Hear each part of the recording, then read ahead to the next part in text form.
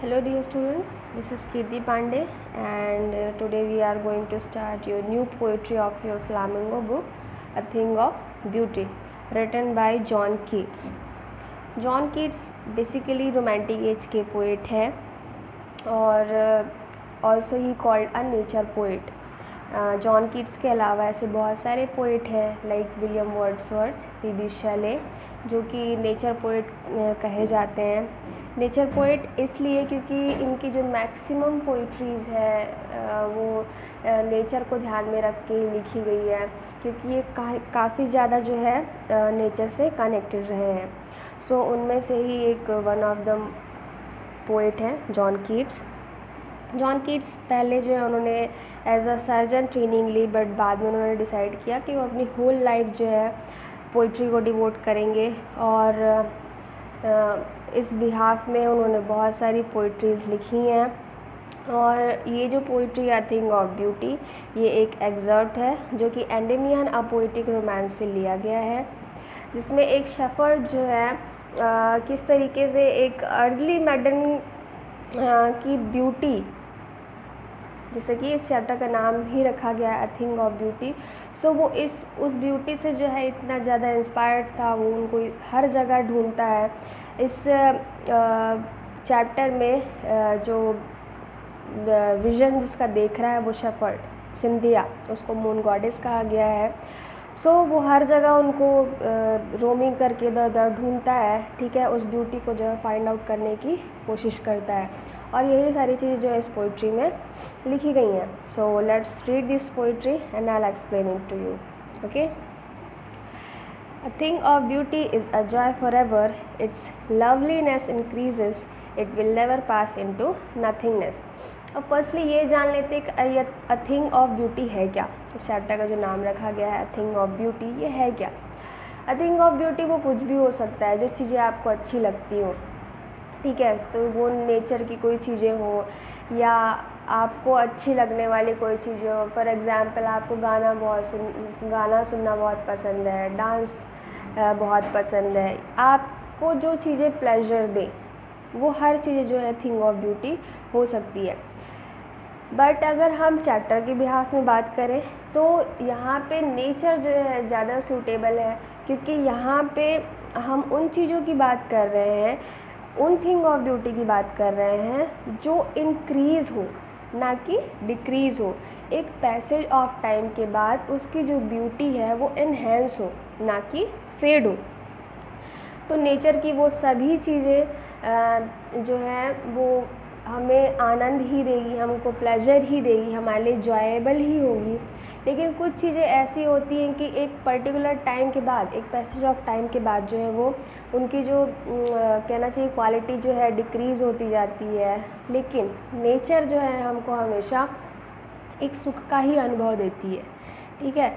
सो ये जो चैप्टर है अ थिंग ऑफ ब्यूटी, अगर हम इस चैप्टर को नेचर के बिहाफ में ही लें तो ज़्यादा अंडरस्टैंडेबल होगा. ऑलराइट. सो यहाँ पे thing of beauty I think समझ में आ गया होगा कि अगर हम किसी मटेरियलिस्टिक वर्ल्ड की अगर बात कर रहे हैं और उसका कंपैरिजन अगर हम नेचर से करें तो ये सूटेबल नहीं होगा, क्योंकि मटेरियलिस्टिक वर्ल्ड की चीज़ें ऐसी होंगी, ऐसी हो सकती हैं जैसे कोई भी चीज़ हो. फॉर एग्ज़ाम्पल हम सेल फ़ोन का ही एग्ज़ाम्पल ले लेते हैं. हम सेल फ़ोन यूज़ करते हैं, फिर धीरे धीरे जो है उसमें कहीं कुछ खराबियाँ आने लगती हैं, कहीं कुछ भी दिक्कत होने लगती है, ठीक है. सो मटेरियलिस्टिक वर्ल्ड की बहुत सारी ऐसी चीज़ें हमको आराम तो देती हैं, कुछ समय तक वो सुख का अनुभव तो देती हैं, लेकिन कुछ दिन के बाद जो है उनमें जो है कमियां आने लगती हैं, किसी वजह से वो टूट फूट जाता है. लेकिन नेचर के साथ ऐसा नहीं है, ठीक है. नेचर एक पैसेज ऑफ टाइम के बाद जो उसकी ब्यूटी है, ठीक है, उसका जो लवलीनेस है वो इंक्रीज़ ही होता है, एनहेंस ही होता है, ठीक है. उसमें कोई भी जो है नथिंगनेस में जो है नेचर कन्वर्ट नहीं होता है.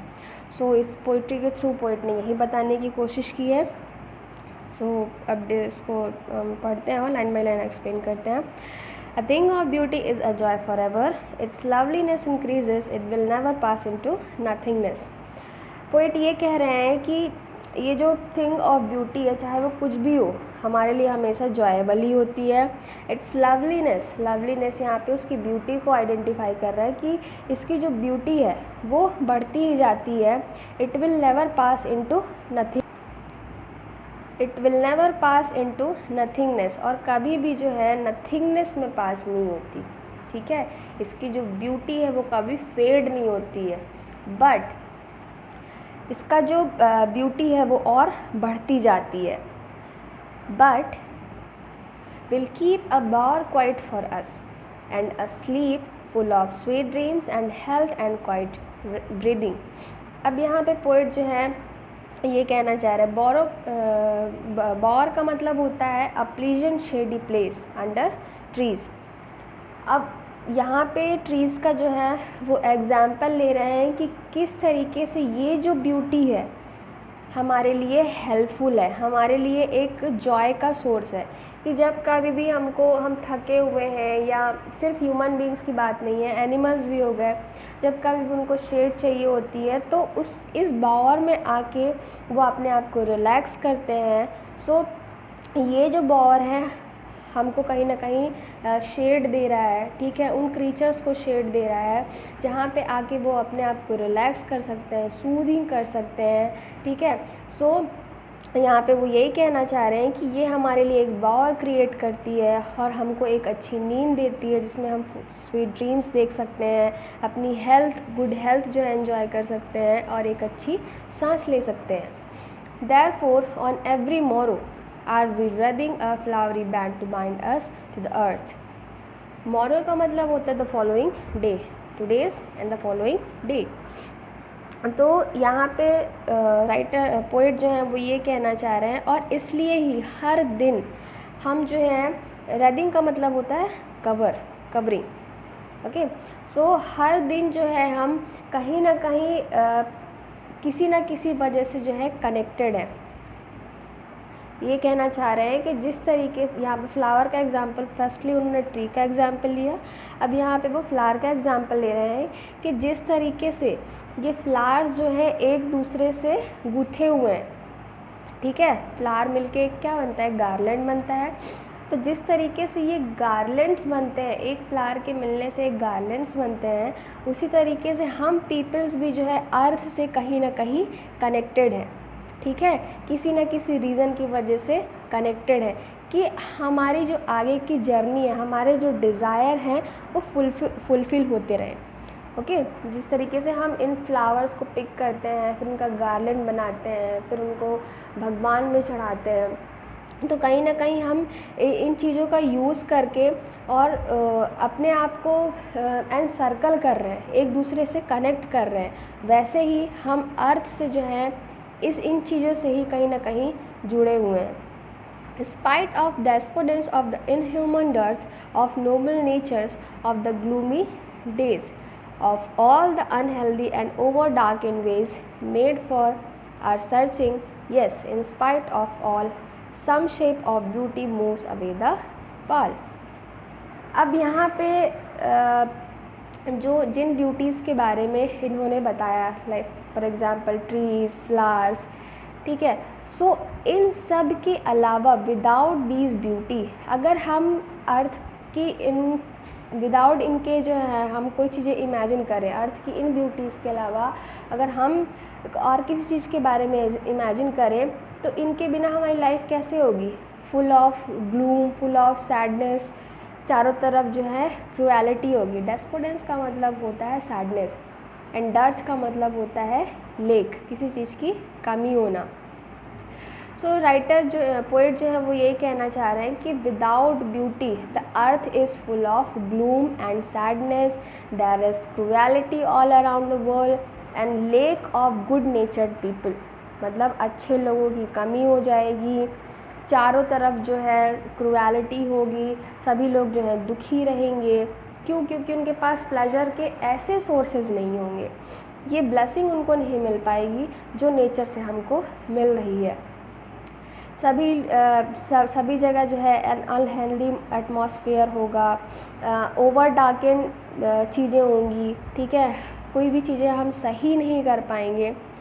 सो इन ब्यूटीज़, ये जो ब्यूटीज़ है जो हमें ब्लेसिंग दे रही हैं, इनके बिना जो है लाइफ इस तरह की होगी। सो पोएट जो है वो यही बताना चाह रहे हैं कि यही एक सोर्स है, यही एक ब्यूटी है जो हमें इन चीज़ों से जो है दूर रखती हैं। In spite of all some shape of beauty moves away the pall. Pall का मतलब होता है जो डार्कनेस होती है। सो यही जो है यही ब्यूटीफुल चीज़ें जो हैं इन डार्कनेस को जो है हमसे दूर करती हैं। यही शेप्स ऑफ ब्यूटी जो है हमें इन डार्कनेस से दूर करती हैं। From our dark spirit such the sun the moon trees old and young sprouting a shady boon. Again poet ये कहना चाह रहे हैं कि ये जो ब्यूटी है ना, ये जिन ब्यूटीज़ के बारे में अगेन पोएट कहना चाह रहे हैं, for example sun, moon, trees old, यहाँ पे फॉरेस्ट है, एंड यंग का मतलब है जो जैसे फॉर एग्जांपल स्प्रिंग सीजन में जो नए पेड़ पौधे उगते हैं और नई नई पत्तियाँ निकलती हैं, ये यंग से मतलब वही है। स्प्राउटिंग अ शेडी बून, बून का मतलब होता है वरदान। सो जिस तरीके से सन जो है हमारे लिए एक ब्लेसिंग है। कैसे? अगर इमेजिन करो एक दिन अगर सन राइज ना हो तो क्या होगा, चारों तरफ अंधकार होगा।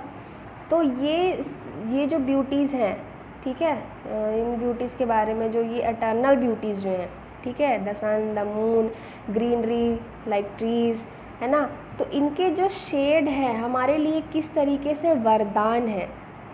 ठीक है, हम ह्यूमन बींग्स के लिए, उन क्रीचर्स के लिए जो इसके अंडर बैठ के रेस्ट करते हैं, एक कूलनेस का जो है एक्सपीरियंस लेते हैं। ठीक है, सो यहाँ पे ह्यूमन बींग के अलावा उन्होंने यहाँ पे एक एनिमल का एग्जाम्पल लिया है,